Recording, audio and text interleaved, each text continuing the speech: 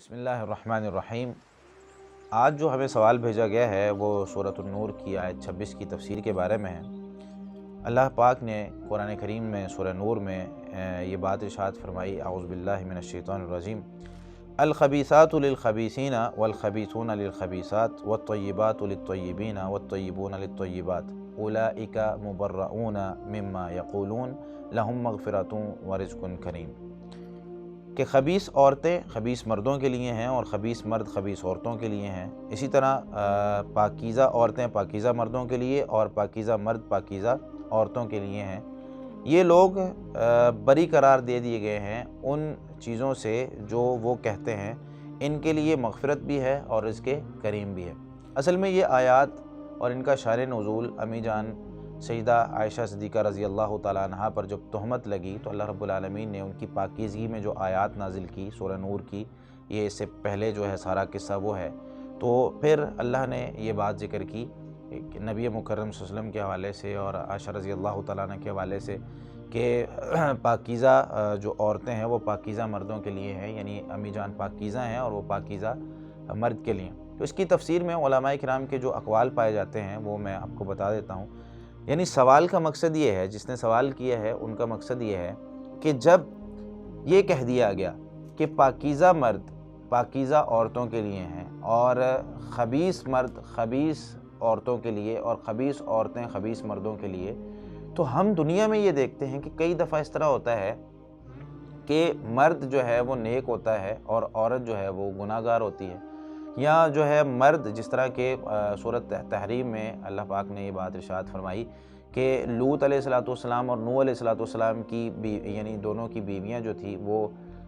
نیک نہیں تھی اور ایمان ان کا جو ہے وہ صحیح نہیں تھا، تو ان کو آگ میں داخل کیا گیا۔ اور اسی طریقے سے فرعون کی جو بیوی تھی آسیہ، ان کا ایمان اچھا تھا اور وہ ایمان لے آئی تھی، تو اس وجہ سے اب فرعون گناہ گار ہے لیکن آسیہ جو ہیں وہ نیک ہیں۔ لوط علیہ السلام اور نوح علیہ السلام کی جو بیویاں ہیں وہ دونوں کافرہ ہیں اور وہ آگ میں جا رہی ہیں، تو بندے نیک یعنی شوہر نیک ہیں، بیویاں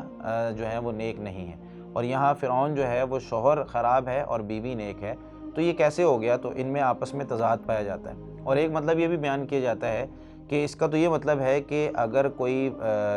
جو یعنی الخبیثات للخبیثین، خبیث عورتیں خبیث مردوں کے لیے ہے، یعنی کہ اگر عورت جو ہے وہ کریکٹر لیس ہے تو اس کا مطلب ہے مرد بھی کریکٹر لیس ہے، یعنی مرد اگر کریکٹر لیس ہے تو عورت بھی کریکٹر لیس ہے، تو یہ عکس اس کے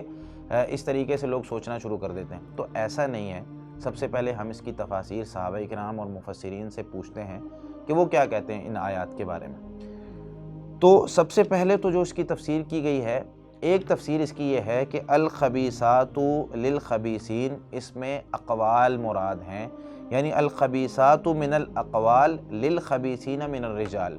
کہ جو گندی اور خبیث قسم کی باتیں ہیں نا وہ خبیث قسم کے مردوں کے لیے ہوتی ہیں، اور والخبیثون للخبیثات، اور جو خبیث قسم کے مرد ہوتے ہیں وہ خبیث قسم کی باتوں کے لیے ہوتی ہیں۔ اسی طریقے سے پوری آیت ہے۔ تو یہاں پر ایک تفسیر تو یہ ہو گئی کہ یہاں پہ اقوال مراد ہیں، اور یہ تفسیر کس نے کی ہے؟ صحابہ کرام میں یہ تفسیر سیدنا عبداللہ بن عباس رضی اللہ تعالیٰ عنہ اور مجاہد ہیں اور سعید بن جبیر ہیں، شعبی ہیں اور حسن بصری ہیں، حبیب بن ابی ثابت ہیں، ضحاک ہیں، اور یہی تفسیر امام طبری رحمۃ اللہ علیہ نے اپنی تفسیر میں اختیار کی ہے، تفسیر طبری جلد نمبر 19 میں اور صفحہ 144 سے 45 تک۔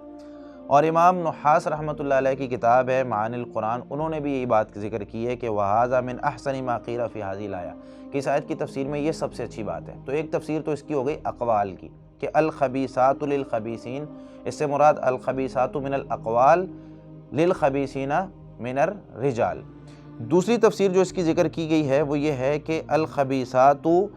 من الافعال للخبیثین من الرجال، یعنی اقوال بھی اور افعال بھی، افعال میں اقوال شامل ہیں، یعنی کہ وہ لوگ جو غلط قسم کے کام کرتے ہیں، یعنی غلط قسم کے کام غلط قسم کے لوگ ہی کرتے ہیں، یہاں اس کی دوسری تفسیر یہ ہے۔ تو یہ تفسیر حبیب بن ابی ثابت، عطا بن ابی رباح، قتادہ رحمۃ اللہ علیہم اجمعین، یہ ان سب کی تفسیر ہے، اور شیخ الاسلام ابن تیمیہ رحمۃ اللہ علیہ نے بھی اسی تفسیر کو اختیار کیا ہے۔ تیسری تفسیر جو ہے اس کی، جو سوال میں بھی پوچھی گئی ہے اور جس پر اعتراض وارد ہوتا ہے، یہ جو دو تفسیریں ان پہ تو اعتراض وارد نہیں ہوتا کہ جب کہہ دیا گیا کہ اقوال یعنی جو غلط قسم کے لوگ ہوتے ہیں وہ غلط قسم کی باتیں کرتے ہیں، لیکن یہ قاعدہ بھی کلی نہیں ہے، یعنی کئی دفعہ غلط قسم کے لوگ اچھی بات بھی کر دیتے ہیں اور اچھے قسم کے لوگوں سے بھی غلط باتیں ہو جاتی ہے، جیسا کہ غلط قسم کے لوگوں سے اچھی بات ہو جاتی ہے، جیسے شیطان آیت الکرسی سکھا گیا تھا۔ تو اس کا یہ مطلب نہیں کہ کلی قاعدہ یہ ہے کہ ہمیشہ ہی ایسا ہی ہوگا، ایسا نہیں ہے۔ تیسری جو اس کی تفسیر ہے وہ یہ ہے کہ ہمیں اللہ نے حکم دیا ہے اس بات کا کہ شادی سے پہلے تم،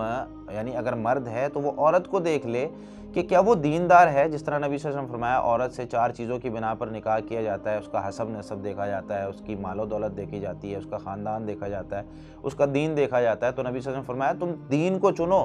تم دین دیکھ لینا۔ تو اسی طریقے سے آدمی بھی اگر نیک و حدیث میں آتا ہے کہ اگر نیک لڑکے کا رشتہ ہے اور لڑکی والے نہ کریں تو زمین میں فساد پھیل جائے گا، تو لڑکے کو بھی دیکھنا چاہیے، لڑکی کو بھی دیکھنا چاہیے۔ اللہ نے یہاں پر ہمیں